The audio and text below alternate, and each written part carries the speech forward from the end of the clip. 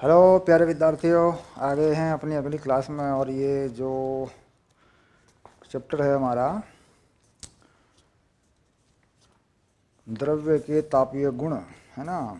ये जो चीज़ है हमारी, ये थोड़ी सी चैप्टर हमारा चल रहा है। और इसमें हमें जो ऊष्माधारिताएँ थी उसके बारे में जानकारी हमने ली। और ऊष्मा स्थानांतरण जो है, अब इस पर हम बात करेंगे, इसका सूत्र बनाएंगे। फिर संवहन यानी ऊष्मा कितने तरीक़ों से स्थानांतरित होती है, इस पर बात करेंगे।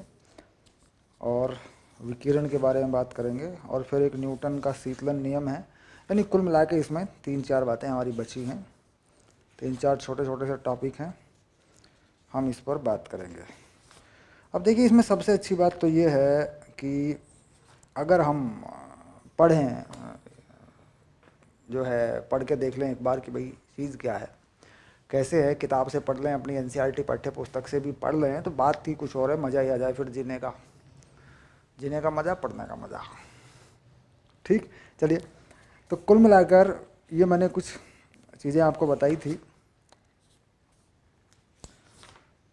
ऊष्मा मिति यानी थर्मोमेट्री जो है का सिद्धांत क्या है, ऊष्मा का लेन देन किस फार्मूले से, किस सूत्र से होता है, ये चीज़ें थी। और अवस्था परिवर्तन पर हम बात करेंगे और अवस्था परिवर्तन के बारे में जानेंगे। इसके बाद है गुप्त ऊष्मा, है ना। ये एनसीईआरटी के कुछ टॉपिक हैं जो कि हम पढ़ेंगे।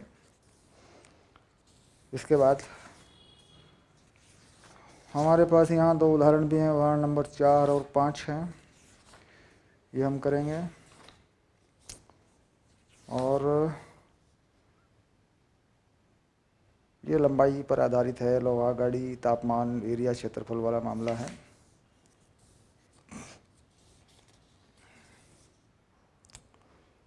ऊष्मा मिति, तो पेज नंबर जो है ज़रा देखिए एक बार, पेज नंबर 295, ऊष्मा मिति थर्मोमेट्री, है ना। इस पर आ गए हैं। ये कुछ पहले से गणित वणित का लिखा है, इसको हटा देता हूँ, है ना।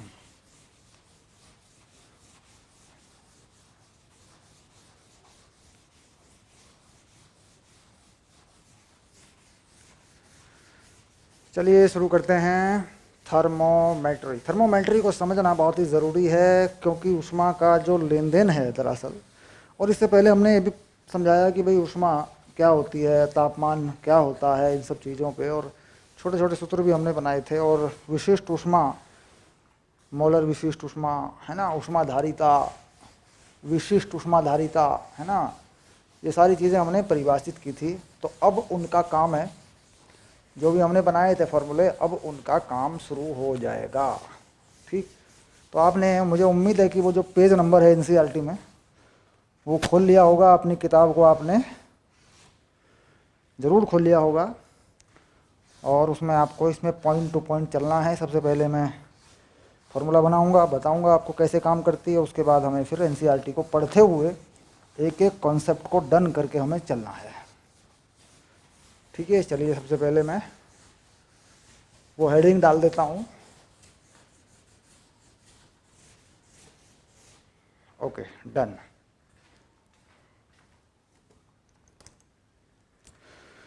तो जैसा कि मैंने कहा, 11-7 नंबर लेते हैं, ऊष्मा मिति।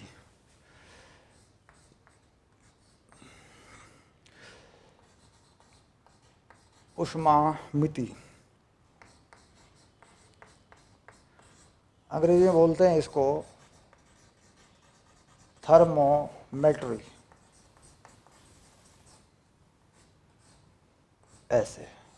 ठीक, तो पहले तो मैं इसके बारे में समझाऊंगा आपको, उसके बाद अपन फिर अपनी टेक्स्ट बुक, अपनी पाठ्य पुस्तक को भी पढ़ेंगे। देखिए, ऊष्मा का लेन देन कैसे होता है।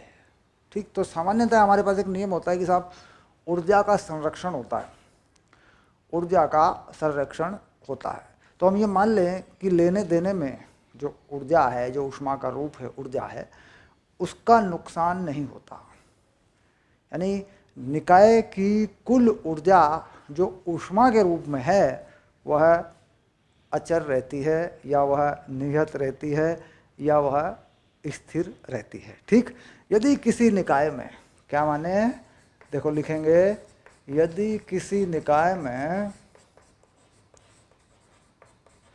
निकाय बोल देते हैं अंग्रेजी में सिस्टम,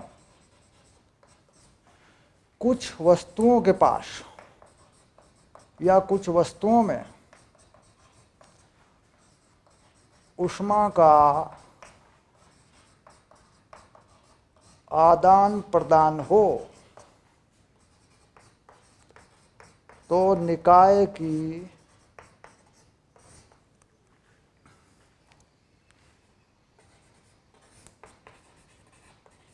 कुल ऊष्मा में परिवर्तन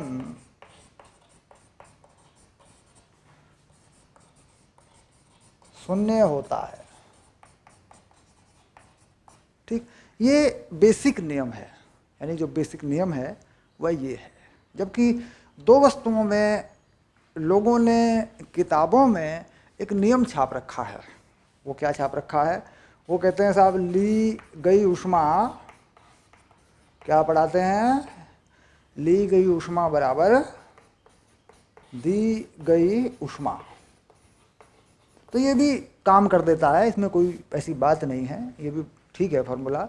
लेकिन इसमें समस्या जब आती है जब हम दो वस्तुओं के बजाय तीन वस्तुओं की, चार वस्तुओं की बात करते हैं। क्योंकि दो वस्तुओं में तो हम अंदाज़ा लगा लेते हैं कि भाई किसने ऊष्मा दी होगी, किसने ऊष्मा ली होगी। जिसका तापमान घटा होगा उसने ऊष्मा दी होगी, और जिसका तापमान बढ़ा होगा उसने ऊष्मा ली भी होगी। लेकिन तीन वस्तुओं में ये पता लगाना मुश्किल हो जाता है कि किसने ऊष्मा दी है, किसने ली है, किसने किसको दी है। तो फिर बात आती है साहब ये कोई फंडामेंटल रूल नहीं है, यानी ये कोई मौलिक नियम नहीं है। क्या कह रहे हैं कि साहब ये कोई मौलिक नियम नहीं है। ठीक, तो मौलिक नियम क्या है जिसमें ऊष्मा या ऊर्जा का संरक्षण होगा? मौलिक नियम ये है, यानी मान लीजिए 1 2 3 4 5 वस्तुएं हैं, जितनी भी वस्तुएं हैं सभी की ऊष्मा में परिवर्तन जो है वह टोटल अगर देखा जाए निकाय की ऊष्मा तो वो शून्य होता है। अब मान लीजिए किसी निकाय में, तो जाहिर बात है कि भाई ये तो मौलिक नियम नहीं है, काम चलाऊ है, ये तो समय समय पर इसे लगा भी देते हैं हम, कोई बड़ी बात भी नहीं है, सवाल इससे हल हो भी जाते हैं, कुछ रह भी जाते हैं हमारे।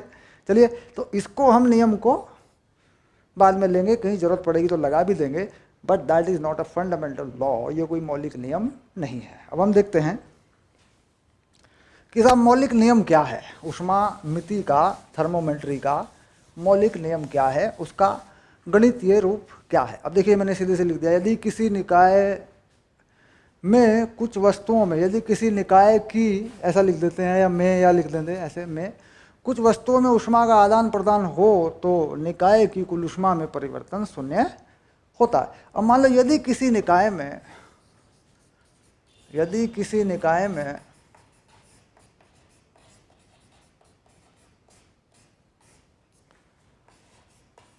तीन वस्तुएं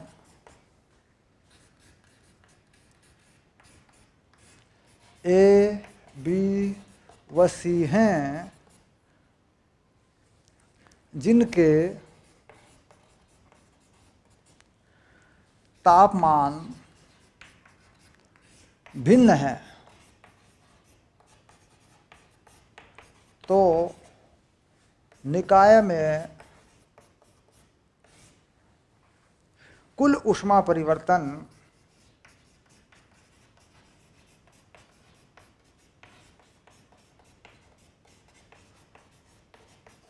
शून्य होगा। किंतु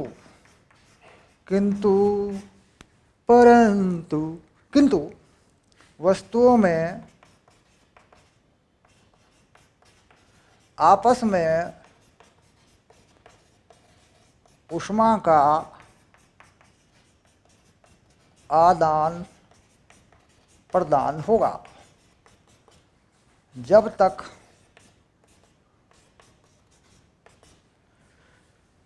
निकाय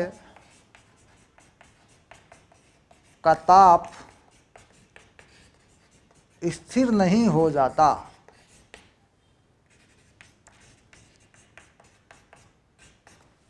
ठीक, तो यानी बात बिल्कुल सीधी हो गई, बिल्कुल सरल हो गई कि भाई जब तक सभी के तापमान एक जैसे नहीं हो जाते, यानी जब तक सबके तापमान फाइनली अंतिम तापमान तक नहीं पहुंच जाते, एक जैसा तापमान नहीं हो जाता, जब तक ऊष्मा का आपस में वस्तुओं में आदान प्रदान होता रहेगा। ठीक, अब ये सब कब तक होगा? इस आदान प्रदान में क्या कोई समय की सीमा है? तो यहाँ कहेंगे साहब इसमें समय की कोई सीमा नहीं है। ये निर्भर करता है कि वस्तुओं की चालकता कैसी है, वो कैसे हीट लेते हैं, वो कैसे हीट देते हैं। तो समय के हिसाब से देखें तो इसमें बहुत समय लग सकता है। ठीक, तो समय की यहाँ कोई सीमा नहीं है। जैसे मान लीजिए आप गरम गरम लोहे को पानी में डाल दें तो पानी भी गर्म हो जाता है और ये फटाफट हो जाता है। लेकिन 100% ऊष्मा का आदान प्रदान यानी 100% पूर्णतया एक स्थिर ताप होने में कितना समय लगेगा? कह साहब इसकी कोई यहाँ जानकारी नहीं है। यानी इस परिवर्तन में समय की कोई सीमा नहीं है, समय पर यह प्रतिबंधित नहीं है, क्योंकि ऊर्जा का आदान प्रदान होना है। समय को निर्धारित करता है निकाय, यानी वस्तुएं आपस में समय को निर्धारित करती हैं।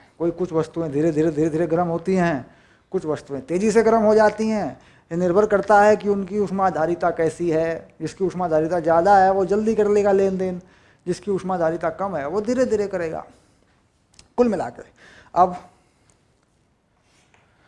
मान लीजिए हम लेते हैं कि भाई निकाय को यहाँ बना लेते हैं निकाय, और हमने कहा साहब निकाय में ठीक वस्तुएं हैं ए बी सी ऐसे। ठीक, तो निकाय में कुछ वस्तुएं हैं ए बी सी।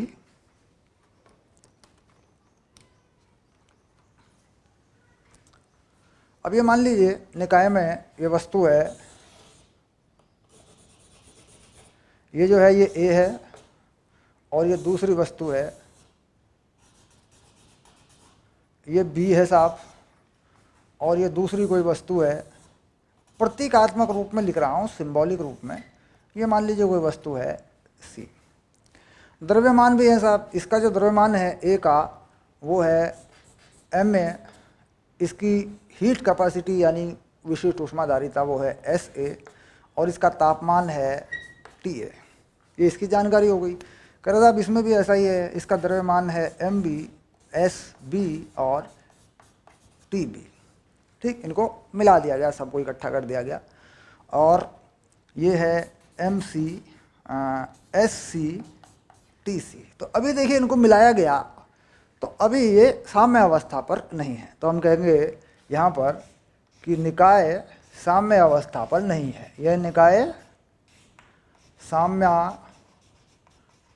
अवस्था में नहीं है। ठीक, अब कुछ समय के बाद, ये समय कुछ भी हो सकता है, घंटे, 2 घंटे, साल, 2 साल, 1000 साल, करोड़ साल, कुछ भी, 2-4 सेकंड भी हो सकता है, 1 सेकंड से कम भी हो सकता है। समय के बाद नहीं, कुछ समय के बाद कह रहे सभी का तापमान एक जैसा हो जाएगा। ठीक, तो साम्य अवस्था पर यह निकाय कुछ ऐसा बनाकर दिखाया गया। साम्य अवस्था पर यह निकाय ऐसा बनाकर दिखाया गया। ये वापस ए बनाया गया, ये रहा ए, ये वापस बी बनाया गया, ये बी रहा, और ये वापस सी बनाया गया। ठीक, सभी के तापमान बराबर हुए T not, T not, T not, और सभी के द्रव्यमान पहले की तरह हैं, यानी सभी के द्रव्यमान बराबर हुए। तो ये कहा M A S A, M B S B, M C S C, यानी विशिष्ट ऊष्माधारिता सी, द्रव्यमान जो के तो रहे। और देखो सभी के तापमान बराबर हुए, यानी साम्य अवस्था आ गई निकाय में। यानी यहाँ पे निकाय जो है, निकाय ताप टी नॉट पर साम्य अवस्था में है बच्चों, हो गया। ठीक, यानी अब सभी का तापमान एक जैसा हो गया। तो यहाँ पर वो है जब हमने सब वस्तुओं को अलग अलग तापमानों पर मिला दिया। पानी में लोहे का टुकड़ा डाल दिया, पानी में तांबे का टुकड़ा डाल दिया, ठीक, इन सबको मिला दिया हमने, और बाद में तापमान एक जैसा हो गया तो ये साम्य अवस्था हमें प्राप्त हो गई। अब हमें इस सारी व्यवस्था के हिसाब से इस नियम का गणितीय रूप हमें लिखना है कि साहब गणितीय रूप कैसा होगा।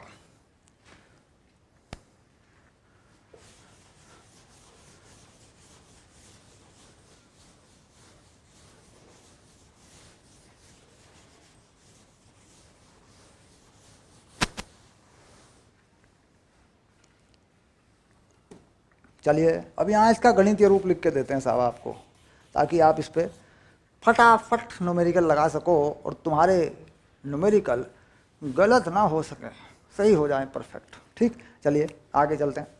अब गणितीय रूप क्या होगा कि साहब ऊष्मा का परिवर्तन आपस में तो हुआ, लेकिन निकाय में कुछ नहीं हुआ, निकाय में कोई ऊष्मा का परिवर्तन नहीं हुआ। तो इसका मतलब हो गया कि साहब Ma SA delta TA plus MB SB delta TB plus MC SC delta TC सब जीरो हो गया। सभी के परिवर्तन जोड़े और जीरो, ये नियम का गणितीय रूप हो गया। अब इसमें वाला आप सही करके लिखो और थोड़ा बढ़ा के बताओ क्या होगा। अब बढ़ा के बताते हैं। हम देख रहे हैं कि सभी का अंतिम तापमान, सभी वस्तुओं का अंतिम तापमान कितना है? T0 T0 T0 T0। ठीक है, तो इसका मतलब हो गया कि सभी का अंतिम तापमान T0 है और पहला तापमान सब TA TB TC था, तो लिख देते हैं सभी का तापमान का परिवर्तन। तो यानी पहले केस में अगर मैं लिखूं यहाँ पे तो मैं क्या लिखूंगा? मैं लिखूंगा MA SA T0 minus TA। ये देखिए ये हो गया, ये A के लिए हुआ, क्योंकि लिखते कैसे भाई, परिवर्तन को कैसे लिखते हैं? परिवर्तन होता है अंतिम माइनस प्रारंभिक। तो अंतिम क्या है? T0 और पहला क्या था बाबू? TA। डन, ये हो गया। आगे चलिए B का लिखिए, MB SB MB SB T0 minus TB। कह रहा ये साहब ये तो B का भी हो गया जी। ठीक, अब C का भी लिखो, तो ये हो गया MCSC T0 माइनस TC। कह रहा बस ये जीरो हो गया जी, लो ये है जीरो। अब यहाँ से अगर मैं इस T0 को निकालना चाहूँ, मान लीजिए मैं कहूँ कि साहब T0 के लिए एक फार्मूला बना के दो मुझे, T0 के लिए, तो मिल जाएगा। देखो T0 आएगा कैसा? T0 आएगा MA SA TA MB SB TB MC SC TC बटे MA SA MB SB MC SC, यानी M1 S1 T1 M2 S2 T2 M3 S3 T3, नीचे M1 S1 M2 S2 M3 S3। यानी क्या करें, ये bracket खोल लें, ये सारे ब्रैकेट खोल लें, तो देखो T0 के पद सब इकट्ठे हो जाएंगे और ये TA TB और TC के सारे पद इकट्ठे हो जाएंगे, ये उस तरफ चले जाएंगे बराबर शून्य की तरफ, तो ये कॉमन लेके कट के ये चीज़ आ जाएगी। ठीक, अब जैसे मान लीजिए फॉर्मूला बताया था 2 पे 3 पे 4 पे, ठीक, तो जितने पे चाहे लगा लो। यानी ये सूत्र जो है साम्य अवस्था पर जो तापमान हुआ थर्मोमेट्री में, ऊष्मामिति में जो फाइनल बना, इसमें एक शर्त रही साहब। प्लस आप इस खेल में जो शर्त जरा वो भी बता दो, कहीं ऐसा ना हो कि हर जगह से पटक दें हम फार्मूले को। तो एक शर्त तो इसमें ये होगी साहब, ऊर्जा का ऊष्मा का इसमें नुकसान नहीं है, एक शर्त तो ये भी है। एक शर्त ये है पदार्थ की अवस्था में परिवर्तन नहीं होना चाहिए। यानी कहीं ऐसा ना हो कि बर्फ से पिघल कर पानी बना हो या पानी जमकर बर्फ बन गया हो, ऐसा ना हो। अवस्था में परिवर्तन नहीं होना चाहिए। पानी पानी ही रहना चाहिए, बर्फ बर्फ ही रहना चाहिए, अवस्था में परिवर्तन नहीं होना चाहिए। तो ये नियम लागू हो गया। अब इस पर विचार करेंगे, सवाल करेंगे। ठीक है, चलिए करके देखते हैं।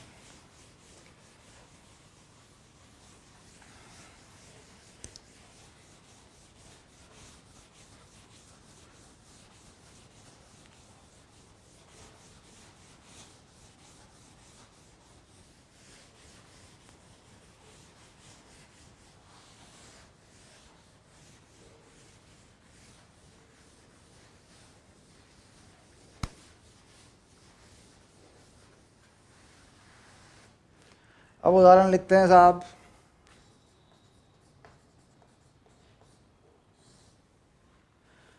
तांबे के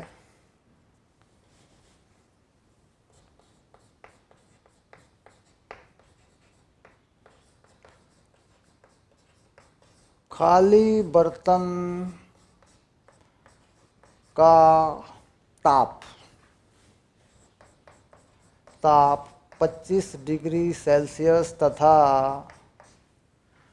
द्रव्यमान 1/2 किलो एवं विशिष्ट ऊष्माधारिता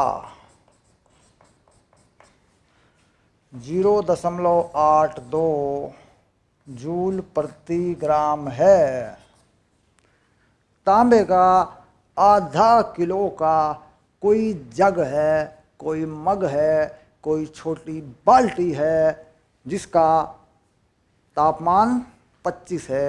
यानी ना सर्दियां हैं ना गर्मियां हैं, बीच का मौसम है। ठीक, अब द्रव्यमान इसका आधा किलो हो गया। कह रहा ऊष्माधारिता, विशिष्ट ऊष्माधारिता 0.82 जूल प्रति ग्राम है। यहाँ धोखा हो सकता है क्योंकि ये जूल प्रति ग्राम है और ये किलोग्राम है, तो इसको बदलना पड़ेगा। इसको ग्राम में बदल देंगे, इसके अनुसार हो जाएगा। यानी द्रव्यमान को ग्राम में लगा देंगे, बात बन जाएगी और कोई समस्या नहीं है। ठीक,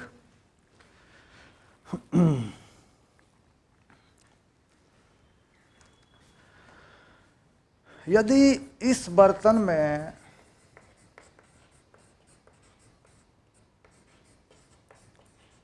100 डिग्री सेल्सियस पर 2 किलो पानी एवं 1/4 किलो का लोहे का टुकड़ा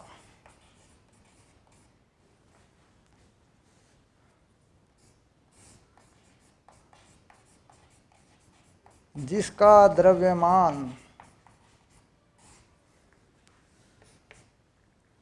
1/4 किलो का लोहे का टुकड़ा जिसकी विशिष्ट ऊष्माधारिता, ऐसे लिखते हैं ना, जिसकी विशिष्ट ऊष्माधारिता 0.6 जूल पर ग्राम हो, मिला दिया जाए। मिला दिया जाए या डाल दिया जाए, ऐसे लिख देते हैं। डुबो दिया जाए या डाल दिया जाए। तो निकाय का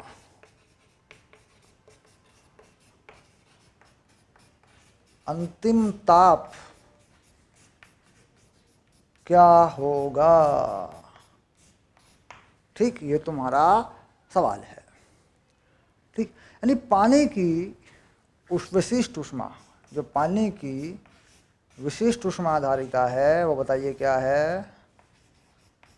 वो है 4.2 जूल प्रति ग्राम। ये पानी वाली है।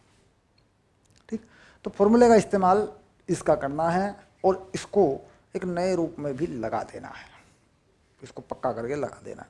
अब देखो यहाँ पे 3 चीज़ें हैं, 2 चीज़ें तो नहीं हैं, सबके तापमान हैं, सबका द्रव्यमान है, सबकी विशिष्ट ऊष्माधारिता भी है। ठीक, सूत्र बना देते हैं, इस पे लगा देते हैं। ठीक, चलिए इसे हटा लेते हैं, मिटा लेते हैं, तो तुमने लिख लिया होगा, और इस नीचे वाले को रख लेते हैं। ये रहा अंतिम तापमान T0। तो अंतिम तापमान T0 को कुछ इस तरीके से भी तुम मॉडिफाइड कर सकते हो। T0 M1 S1 T1 M2 S2 T2 और जितने भी हैं, और नीचे M1 S1 M2 S2 जितने भी पदार्थ हैं ये लगा देते हैं। ये भी सही है भाई, पहले तापमान है, ये अंतिम तापमान है, ये भी ऐसे भी बना सकते हो, क्योंकि ABC का मतलब है पहली वस्तु, दूसरी वस्तु, तीसरी वस्तु, अपनी तरफ से एक क्रम बनाकर तुम दे सकते हो। ठीक, अब यहाँ पर किसी को भी पहली, दूसरी, तीसरी वस्तु मानी है, कोई चिंता नहीं है। ठीक, तो पहली वस्तु किसको माने? ठीक, M1 S1 T1 किसके लिए लगा दें बताइए? ये लगा देता हूँ तांबे के लिए, ठीक रहेगा। और M2 S2 T2 ये लगा देता हूँ लोहे के लिए, और M3 S3 T3 ये लगा देता हूँ बच्चों पानी के लिए। बस फिट हो गई, कोई टेंशन नहीं है। अब इसमें वैल्यू लगा देता हूँ यहाँ पे, देखो अब इसका हल लिख देता हूँ यहाँ पे।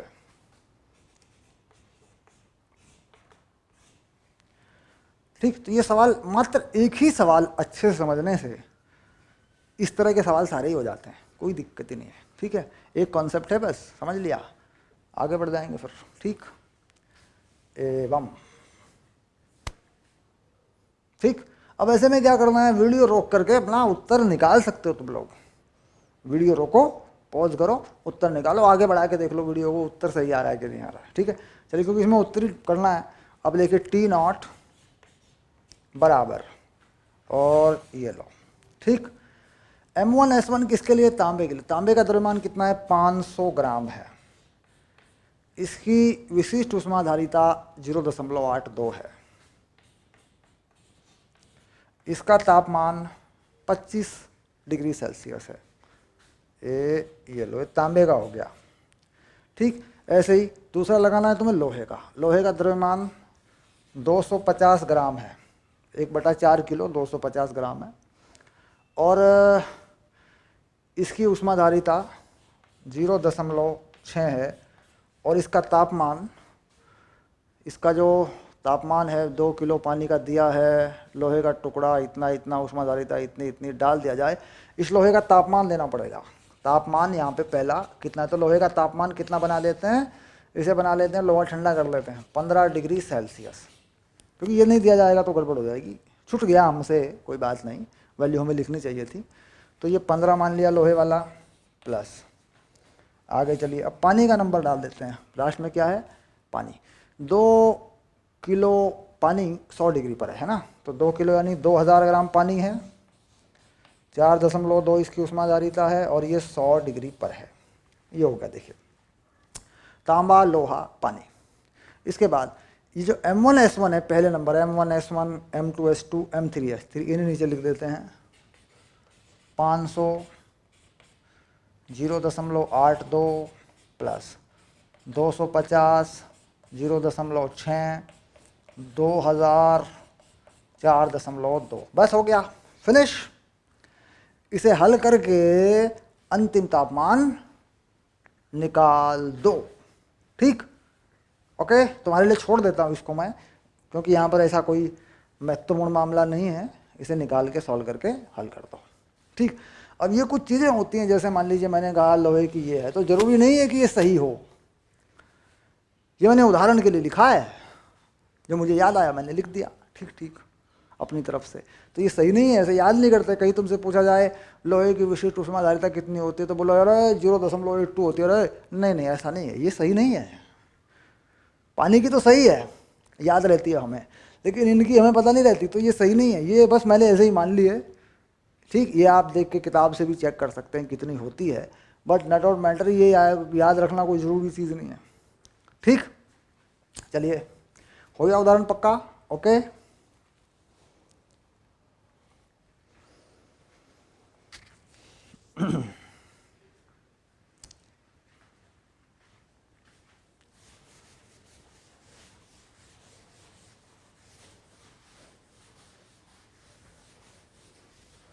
चलिए अब ये सवाल आपने कर लिया और इसका उत्तर भी मैंने लिख दिया। अब मैं लेता हूँ एनसीईआरटी टेक्स्ट बुक क्या कहती है। अब मैं 5 मिनट के लिए उसका टेक्स्ट मटेरियल आपको दे देता हूँ, बता देता हूँ कि किताब क्या कहती है। उसको समझना है हमें, ज़रूर ज़रूर समझना है उसको। ऊष्मा मिति 11/7 पेज नंबर 295 किताब पर ध्यान दें। किसी निकाय को वियुक्त निकाय तब कहा जाता है जब उस निकाय तथा उसके परिवेश के बीच कोई ऊष्मा विनिमय अथवा ऊष्मा स्थानांतरण नहीं होता। यानी निकाय में ऊष्मा का लेन देन बाहर से नहीं होता, निकाय में रखी वस्तुओं में आपस में ऊष्मा का लेन देन होता है, तो ऐसे निकाय को कह देते हैं वियुक्त निकाय। जब किसी वियुक्त निकाय के विभिन्न भाग भिन्न भिन्न ताप पर होते हैं तब ऊष्मा की कुछ मात्रा उच्च ताप के भाग से निम्न ताप वाले भाग में स्थानांतरित होती है। यानी किसी निकाय में कोई ठंडी वस्तु है, कोई गर्म वस्तु है, तो गर्म वस्तु से ठंडी वस्तु में ऊष्मा का परिवर्तन होता है, जैसा कि अभी हम पढ़ रहे थे। उच्च ताप के भाग द्वारा लुप्त ऊष्मा निम्न ताप के भाग द्वारा ऊष्मा लब्धि के बराबर होती है। ये कहता है जो ऊंचे तापमान पर होते हैं वह जितनी ऊष्मा देते हैं, नीचे ताप वाले थोड़े गर्म हो जाते हैं, वह उस ऊष्मा को ले लेते हैं। यानी मैंने 10 रुपये दिए, तुमने 10 रुपये लिए, सीधी बात है। ठीक, ऊष्मा मिति का अर्थ ऊष्मा मापन है। ऊष्मा मिति का मतलब है ऊष्मा का मापना, मिति मापना। ठीक, जैसे कहते हैं जया मिति, त्रिकोण मिति, है ना, तो मिति का मतलब है मापन। मेट्री, थर्मोमेट्री, सिंपल। जब कोई उच्च ताप किसी वस्तु किसी निम्न ताप पर वस्तु के संपर्क में लाई जाती है तो उच्च ताप की वस्तु द्वारा लुप्त ऊष्मा निम्न ताप की वस्तु में ऊष्मा लब्धि के बराबर होती है, बशर्ते कि निकाय से ऊष्मा का कोई भाग भी परिवेश में पलायन ना करे। यानी ऊष्मा का नुकसान ना हो, निकाय से निकलकर ऊष्मा बाहर परिवेश में ना जाए। ठीक, बशर्ते कि निकाय उससे ऊष्मा का पलायन ना हो। ऐसी युक्ति जिसमें ऊष्मा मापन किया जा सके ऊष्मा मापी कहते हैं। यानी ऐसी कोई चीज़ हो जिसमें ऊष्मा का मापन किया जा सकता हो उसे ऊष्मा मापी कहते हैं। और बिल्कुल ऊष्मा मापी पर ये उदाहरण मैंने आपको लिख के दिया है। मैंने कहा साहब ये तांबे का बर्तन है, ये ऊष्मा मापी बर्तन हो गया जी। तापमान किसकी वजह से देखा गया, ऊष्मा का परिवर्तन। लोहे के टुकड़े की वजह से देखा गया, लोहे का टुकड़ा उसमें जो छोड़ दिया गया, पानी उसमें भरा गया है। ठीक, तो ये इस तरीके से चीज़ें होती हैं। यह धातु का एक बर्तन तथा उसी पदार्थ जैसे तांबा अथवा एल्यूमिनियम के विडोलक से मिलकर बना होता है। इस बर्तन को एक लकड़ी के आवरण के भीतर जिसमें ऊष्मारोधी पदार्थ जैसे कांच तंतु भरा होता है रखा जाता है। यानी ऊष्मा मापी को एक थर्मस जैसा बना देते हैं। थर्मस समझ रहे होंगे, छोटे छोटे बच्चों का दूध गर्म करके रखते हैं थर्मस में, और जब बच्चे रात को रोते हैं तो दूध उन्हें पिला देते हैं। सर्दियों के महीने में अक्सर दूध गर्म करके रखा जाता है। बचपन में मैंने भी पिया है, लेकिन हमने थर्मस वाला नहीं पिया है। हमारे ज़माने में थर्मस का ज़माना नहीं था, तुम लोगों ने ज़रूर पिया होगा। बाहरी आवरण ऊष्मा कवच की भांति कार्य करता है और यह भीतरी बर्तन के ऊष्मा हानि को कम कर देता है। बाहरी आवरण में एक छिद्र बनाया जाता है जिससे होते हुए पारे का तापमापी बर्तन के भीतर पहुंचता है। पारे का तापमापी है, वो हमने देखा था भाई, पारे का तापमापी बना लेते हैं। थर्मोमीटर बुखार नापते हैं ना, वो पारे का तापमापी होता है। निम्नलिखित उदाहरण द्वारा आपको दिए गए किसी विशिष्ट बर्तन के जानकारी हो जाएगी। तो बस एक उदाहरण है, ये यहाँ पे लिखा पड़ा है। अब इसके मान मैं लगा देता हूँ, आपको हल कर देता हूँ। ये उदाहरण है 11/3, ठीक है। इसके बाद सीधे पहुँचेंगे अवस्था परिवर्तन पर। तो ये उदाहरण की वैल्यू मैं बढ़ के आपको लगा देता हूँ, ठीक है। तो ये उदाहरण है 11/3, एनसीईआरटी उदाहरण 11/3। ये रहा, देखिए तो इसमें जो पहला है 0.47 किलोग्राम द्रव्यमान के किसी एल्यूमिनियम के गोले को काफ़ी समय के लिए उबलते जल से भरे बर्तन में रखा गया ताकि गोले का ताप, तो यहाँ पर हो गया एल्यूमिनियम के गोले का ताप, तो इसको हम मान लेते हैं ए, यानी एल्यूमिनियम को मान लेते हैं ए। ठीक, एल्यूमिनियम के लिए क्या कितना द्रव्यमान है M1, कितना द्रव्यमान है एल्यूमिनियम का 0.047 और ये किलोग्राम में है, ध्यान रखना। तापमान इसका है 100 डिग्री सेल्सियस और इसकी जो ऊष्माधारिता है वो पूछी जाएगी, यानी S1 हमसे पूछा जाएगा। ये एल्यूमिनियम की जानकारी हो गई। ठीक, अब यहाँ पे बात आती है गोले को तुरंत इतने इतने द्रव्यमान के तांबे के ऊष्मामापी में, यानी इसे M2 मान लेते हैं। तांबा है, तांबे का ऊष्मा है ना, तांबे के लिए लिख देते हैं, ऐसे लिख देते हैं तांबे के लिए, है ना। तो ये M2 लगा देते हैं। तांबे के ऊष्मामापी का द्रव्यमान है 0.14 किलोग्राम, यानी ये बर्तन है, ये तांबे का बर्तन है, इसको M2 मान लिया इस बार। ठीक, जिसमें 20 सेंटीमीटर पर इतने किलोग्राम जल भरा है। इसका तापमान है 20 डिग्री सेल्सियस और इसकी जो तांबे की ऊष्माधारिता है वो अभी देखेंगे, वो अभी हमारे पास नहीं आई है। ठीक, इसके बाद जल, इसमें जल कितना है, तो जल को मान लेते हैं, जल के लिए लगा लेते हैं M3, जल को मान लेते हैं तीसरा नंबर, M3 मान लेते हैं। तो कितना पानी भरा है इसमें ऊष्मामापी में, इसमें पानी भरा है 0.25 किलोग्राम और जल की विशिष्ट ऊष्मा तो तुम जानते ही हो, ये होती है 4.2 जूल पर ग्राम। इसको किलोग्राम में लिखोगे तो ये होती है 4200 जूल पर किलोग्राम, ये भी लिख सकते हो।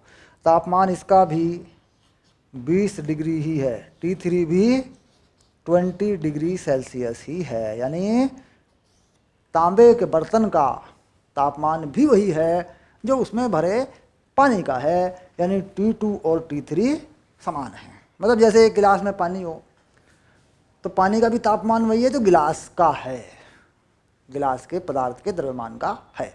तो बात सीधी हो गई। अब यहाँ पर हमें चाहिए तांबे की विशिष्ट ऊष्मा। अब तांबे की विशिष्ट ऊष्माधारिता ये दे रखी है 386.4 जूल पर किलोग्राम। ठीक, तो ये हो गई, यहाँ पे देखो, यहाँ पे माना जाएगा 386.4।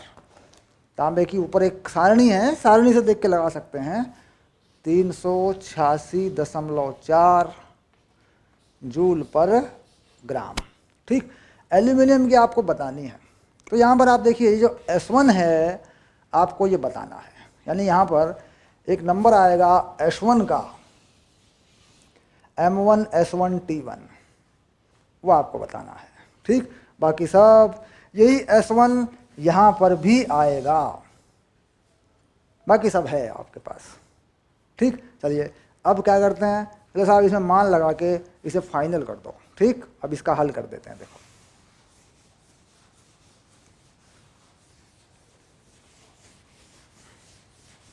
इसे मिटा देते हैं, तो आप समझ ही गए।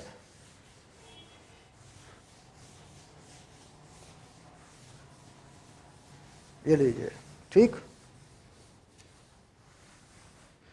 अब इसमें मैं इसका हल कर देता हूँ। फाइनल तापमान, अंतिम तापमान, ठीक, कितना है, अंतिम तापमान बताया जाएगा आपको 23 डिग्री सेल्सियस। अंतिम तापमान जो बना हुआ है वो है 23।